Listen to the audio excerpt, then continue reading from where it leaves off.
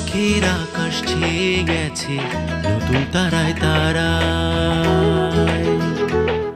গান একটা করবো, সব রেডি হয়েছে। তা আমার ডিরেক্টর সৈয়দ আলী হাসান লিটন ভাই বললো চলে যাই মাওয়ার দিকে, দেখা যাক কি হয়। চলে গেলাম, ট্রলার ঠিক করলাম। ট্রলার ঠিক করতে যেতে যেতে যেতে হঠাৎ একটা দেখলাম কি, আরে কি সুন্দর বিশাল বালুর একটা চর। তারপরে আর কোনো কথা নেই, এই ওই চর ভিড়াও। বুকে নদী বয়ে গেছে হঠাৎ ঝর্ণার ধারায়।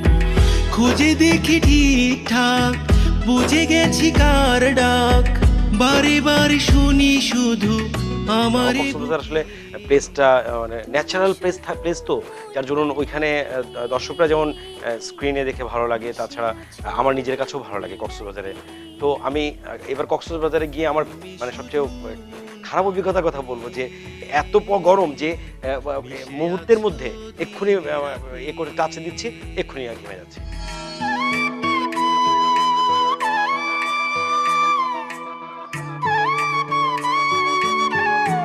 আর এই গানটিতে একটু ডান্স করলেন, আসলে আপনি কোনটা, আসলে সিঙ্গার, অভিনেতা না ডান্সার?